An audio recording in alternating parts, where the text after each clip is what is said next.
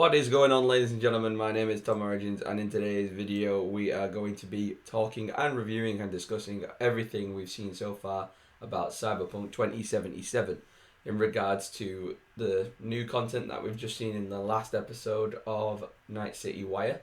So talking about fashion and cars especially. We've seen a lot of different fashion choices so far in the Night City Wire event, which was one of my favourites. I loved the world lore and everything, and I loved all the extra little bits of detail we got to see with the characters' outfits and how we can customize our player even further. Just as a bit of a joke, I probably will try and time myself customizing my character and then post out about how long it took me. I'm expecting to take at least an hour. To the most, I don't know. I don't set myself a limit because these options are incredible.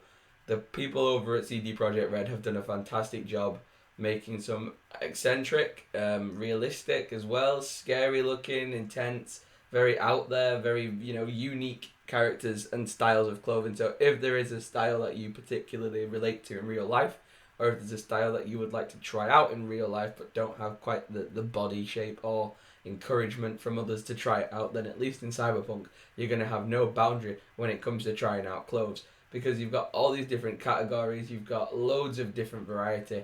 We know that there's going to be different rarities to certain items of clothing, like if they're legendary or exotic or something like that.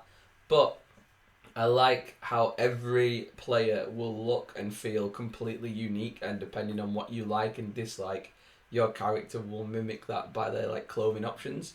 I love how ridiculous the really wealthy people dress and how they look, because I think that's just great to how the world works right now, with people buying £500 t-shirts and looking ridiculous in them. And the rich, they're exactly the same in this game. They're wearing animals, a live animal around the necks. They've got these mad chrome jackets and things, and it's really entertaining to see just the variety of madness you can wear.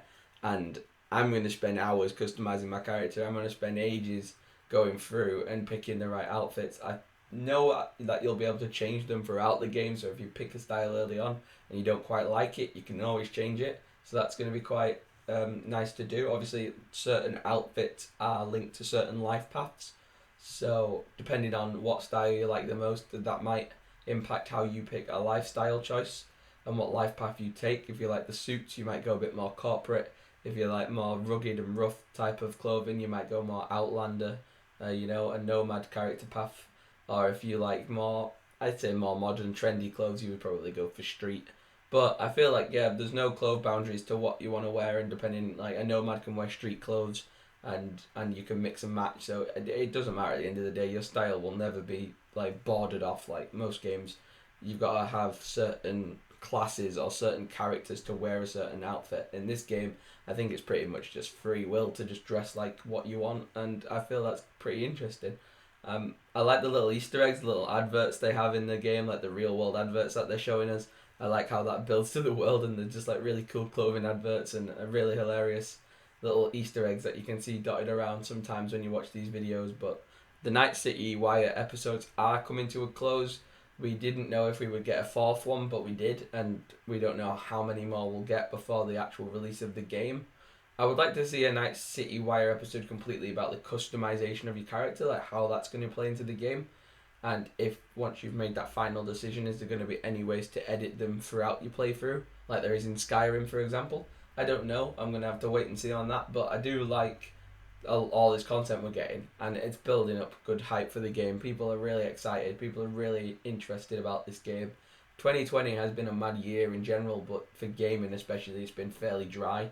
There's not really been a lot of great games that's come out this year, and the ones that have kind of let us down. So Cyberpunk has got some big heavy lifting to do, and I do hope it lives up to the hype, because it looks like it has the best capability and the most possibilities for different stories and different interactions with people. The storyline itself is still a bit of a myth to us. We don't know too much about it, but the world is really diverse and unique, and I've not seen a video game that's done something like this in forever. And now we're moving on to the section of the video where we're looking at the vehicles. The vehicles were all inspired by real world vehicles that they've then given a cyberpunk sort of makeover to. We know there's going to be a variety of different vehicles. What else could you expect from CD Projekt Red? We're going to get motorcycles, trucks, cars, heavy utility, like military vehicles.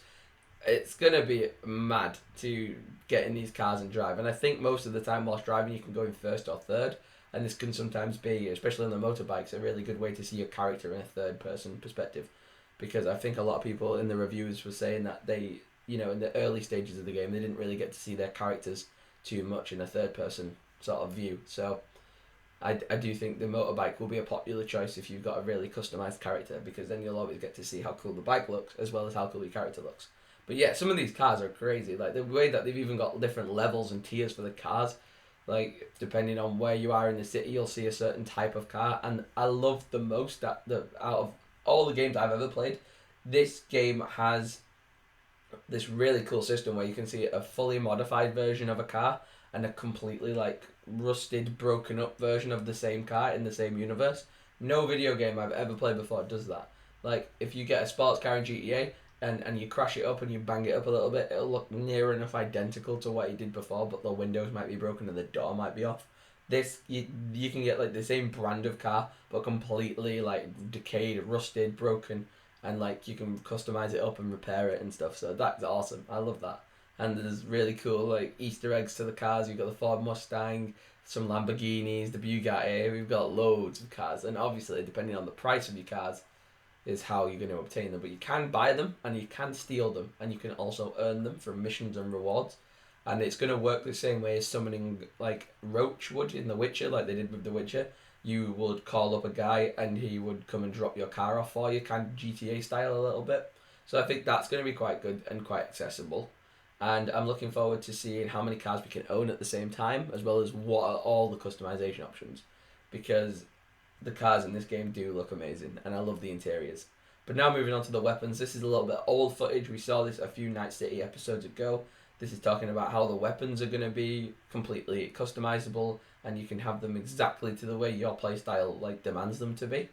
And the weapons in this game, everything in this game, CD Projekt Red has gone above and beyond. They've found like the point that most game developers would be lazy and just go, that's enough, and they've just gone much further with it than what they needed to. And it does really show in their gameplay and all the little teaser clips we've seen. I love the guns and I love the way that they work. I think it's crazy how unique you can make a gun, because like we've had guns in video games forever, and the fact that they're still coming up with ways to make them like different and unique is so interesting to me. Like the fact that you can get a gun where the bullets are like locked onto heat sensors or something, so you can be stood around a corner, fire your bullet, it'll go up into the air and then directly like go around corners and stuff. Like I've never seen a gun do that in a game ever. And it's so interesting. And all the little gadgets as well. You can get cyberware in your arms and stuff. And I love that. That's just so cool. The game looks amazing. Like, even if it's mediocre at best, compared to the 2020 games we've seen so far, it will be amazing. And I'm looking forward to it. I definitely think CD Projekt Red will deliver some masterpiece with this. And the graphics look great. I'm really excited to play it with Xbox Series X graphics here on the channel. I love this trailer particularly. Seeing all the like Night City elements are in the diner with Male V here talking to somebody. And yeah, the cutscenes look amazing. There's no loading screens or very minimalistic loading screens. The level of detail, especially when you slow some of these clips down, is just impeccable. Like the iris of the pupil and everything, and the technological stuff being integrated. So yeah, let me know all your thoughts down below about Cyberpunk. This channel is going to be heavily Cyberpunk themed when it does drop. I'm looking forward to it. I'd love to cover every inch of this game as much as possible. So please stick around to the channel. Please comment, like, and subscribe for more. I'll see you guys then. Peace out.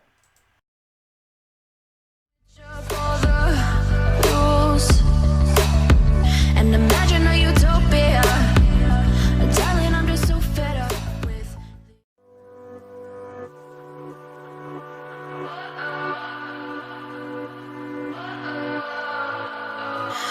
What does perfect even mean?